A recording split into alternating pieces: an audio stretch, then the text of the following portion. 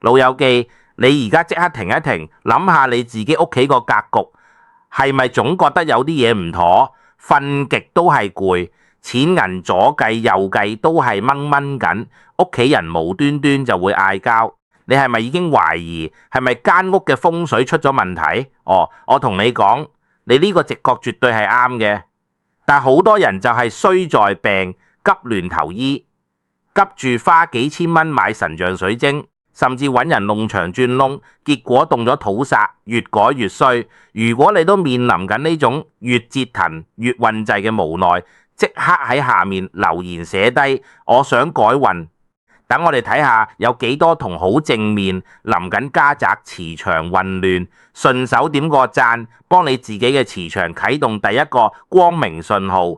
其實想穩住磁場根本唔使花大錢，一包幾蚊嘅粗鹽就係你屋企最好嘅定海神針。如果你想鎖住家宅財富，記得訂閱我哋頻道，打開小核撳鍵，全部通知。今日我會手把手教你點樣喺全屋最關鍵嘅這二處擺放一碗粗鹽，同邊3個千萬不能犯嘅避坑禁忌。聽完包你成個磁場效翻正。首先，我哋要由根開始，明白一個道理，點解呢啲毫不起眼嘅鹽巴會成為家宅嘅定海神針？你千祈唔好睇少呢啲粗鹽，佢嘅玄學天理係深到你唔信。背後有住極其紮實嘅五行哲學基礎。你諗下，粗鹽來自邊度？來自大海，佢經歷咗億萬年嘅地殼變動，再經過烈日暴曬結晶而成。佢入面含嘅係極其斑大嘅海洋能量、重物能量，同埋最重要嘅至陽嘅日照能量。呢3種能量加埋一齊，令到粗鹽天生就具備極強嘅吸濕殺菌同埋淨化磁場嘅功能。呢個唔係迷信，呢個係物理學同玄學上都講得通嘅道理。再深入少少，從風水五行上嚟剖析鹽嘅特性，更加係妙到豪滿。佢五行屬土，但係同時又藏有水嘅特性。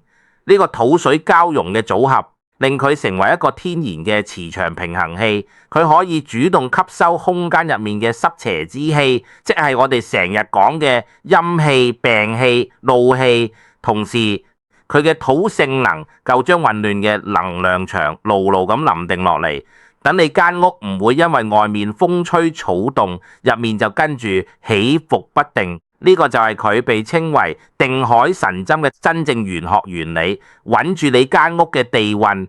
你知唔知呢種對鹽嘅敬畏同運用係跨越文化、跨越地域嘅？以前啲人點解要用鹽嚟防腐辟邪？由西方嘅驅魔儀式到日本商務手比賽前一定要喺台上灑鹽淨化場地，再追溯到中國古代皇室用鹽嚟淨化祭壇。全部都係用鹽，因為佢係全人類歷史同文明都認證嘅能量守護神，佢嘅作用係經過幾千年無數人實證過嘅。你而家明唔明？你用幾蚊買嘅唔單止係一包鹽，而係一個傳承咗幾千年嘅化煞神器。你係咪成日覺得自己工作好努力，但係升職加薪永遠都輪唔到你？明明你嘅能力唔比人差，但機會總係喺你面前漏走，呢個就可能係你間屋嘅納氣出現咗問題。冇錯，粗鹽就係幫你修正呢個問題嘅關鍵。好啦，知道粗鹽咁把炮之後，你係咪等唔切想知擺邊度？我而家就公開呢個絕密位置，全屋最緊要嘅呢2個地方，只要你擺一碗鹽就可以擋百病、聚萬財。你準備好未？第一處係全屋最陰、最濕、最漏財嘅地方，洗手間。呢個位你搞唔掂，你間屋一定運滯，講乜都假。洗手間喺風水上係毒陰煞嘅源頭，係成間屋濕氣、油氣、病氣最重嘅地方。你每日沖涼，大小二便嘅晦氣全部積聚喺呢度。如果你由得佢，呢啲陰濕之氣就會慢慢擠出嚟，好似毒氣咁擴散，影響全屋每一個人。最直接嘅影響係乜？就係屋企人容易關節痛、皮膚敏感、呼吸系統出問題，成日覺得個人攰攰地，冇嚟精神。仲有就係啲錢銀周轉總係唔順，明明賺到錢，但係就好似穿咗個窿咁，唔知點解就使大咗，積蓄極都係得個吉。點解會漏財？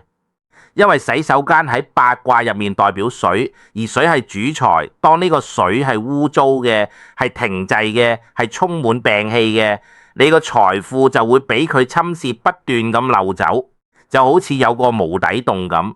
你而家明白未？所以你一定要喺洗手間做手腳，堵住呢個漏財嘅缺口。操作好簡單，你隨便揾一個細細地嘅瓷碟或者瓦碗，要平底嗰種，裝大半碗粗鹽，就咁放喺洗手間嘅角落頭。最好嘅位置係馬桶旁邊嘅地下，或者洗手盆底下嘅櫃入面。總之係一個唔起眼但又長期濕氣重嘅地方。記住一定要用粗鹽，唔好氹方便用幼鹽。幼鹽冇力㗎，陣間再同你講點解。呢碗鹽擺喺度就會好似一部唔使插電嘅強力抽濕機，第24小時默默咁幫你吸走空氣中嘅濕氣同病氣。佢幫你鎖住嘅就係你間屋嘅財富，等啲錢唔會再無端端流走，積蓄先至有得留底。你可能會問，要擺幾耐先見效？我話你知，你擺咗之後1個禮拜左右，你就會開始感覺到變化。最明顯嘅係，你每次入洗手間會覺得空氣清爽咗，冇咗以前嗰種黐立立局促嘅感覺。然後你會慢慢發現屋企人嘅小病痛少咗，個人精神咗，連帶嗰排使錢都冇咁容易失手。呢啲就係粗鹽喺度默默工作嘅證明。你唔好睇少呢個細節，好多嘢就係由呢啲細微嘅變化開始，慢慢累積成整體嘅轉運。好啦，搞掂咗屋入面最陰嗰度，堵住咗個漏財位。第二處就係成間屋運氣嘅總入口，大門口玄關。呢個位嘅重要性僅次於你間屋嘅大門，甚至有時比大門更重要。大門係咩？係納氣口，即係外面嘅財氣、貴人氣、好運氣，全部都要經呢度入屋。但同一時間，你同你嘅屋企人每日由外面返嚟，喺街道、地鐵入面、公司入面，會帶返幾多負能量同晦氣入屋，你係完全唔會知道，亦都睇唔到。如果你冇一個把關嘅機制去隔一隔，呢啲污糟嘢就會同啲財氣、貴人氣撈埋一齊，令到成間屋嘅磁場變得污糟混亂。結果就係好運入到嚟都變壞運，貴人來到都變小人。呢個就係點解你成日覺得明明機會喺面前，但最後都係臨 Q， 或者同人相處總是嗌交多過食飯，人際關係一塌糊塗。你嘅運氣就係咁樣喺門口俾人撳住嚟打，所以你必須喺大門口設置一個能量保護牆，一個強而有力嘅結界。做法有2個，你可以就咁喺大門一入嚟嘅玄關角落放一個碗裝滿粗鹽。但我同你講個更絕更有效嘅方法，呢個係好多大富之家嘅不傳之秘。佢哋代代都係咁做，就係喺你大門口將地毯嘅底部均勻咁灑上一層粗鹽。記住，一定要鋪翻張地毯喺面，唔好俾啲鹽露晒出嚟，唔係會好核突，同埋踩到成屋都係。呢個做法嘅原理係乜？就係要每個踏入你屋企大門嘅人，無論係你自己定係訪客，佢哋對腳踩過張地盤嗰陣，身上嘅霉運、病氣同埋外面帶翻嚟嘅晦氣，就會喺入屋嗰一瞬間被下面嘅粗鹽吸走化解。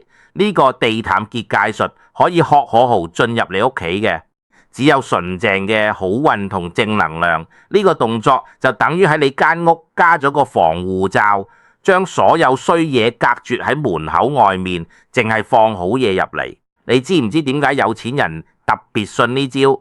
因為佢哋每日要見嘅人太多，合作夥伴、客戶、下屬，每個人身上帶住嘅能量都唔同，佢哋唔想將街外嘅混亂帶入自己嘅生活空間，所以呢個地毯灑鹽法對佢哋嚟講係基本配置。你而家學識咗，就等於用有錢人嘅思維去打理自己間屋。你唔使有錢先咁做，你咁做先會有錢。呢兩個位置擺好之後，你間屋嘅基本防護就叫做打穩咗。但係我必須要提你，而家係九運，亦即係九紫離火運。呢個大時代嘅磁場變化劇烈，空星嘅力量比以往更加兇狠，更加難剪。如果你淨係用基本方法，可能仲係頂唔住嗰股強大嘅殺氣。所以我要再傳授你一個更高階、更深化嘅化煞法。呢個就係我經常提到嘅安忍水。呢個秘法可以話係對抗九運空星嘅王牌。你係咪成日聽人講今年屋企邊個方位好大鑊？有二黑病符星同五黃煞，呢兩粒星係風水入面最惡最毒嘅空星，專搞疾病意外同埋官非。好多人都係衰喺呢兩粒星手上，搞到成個家庭愁雲慘惱。如果你間屋嘅大門、廚房或者睡房啱啱好坐落喺呢兩個空星嘅方位，而你冇做任何化解，咁你全年嘅身體同運氣都會受到嚴重威脅，冇日安寧。出面啲所謂嘅大師會叫你買乜？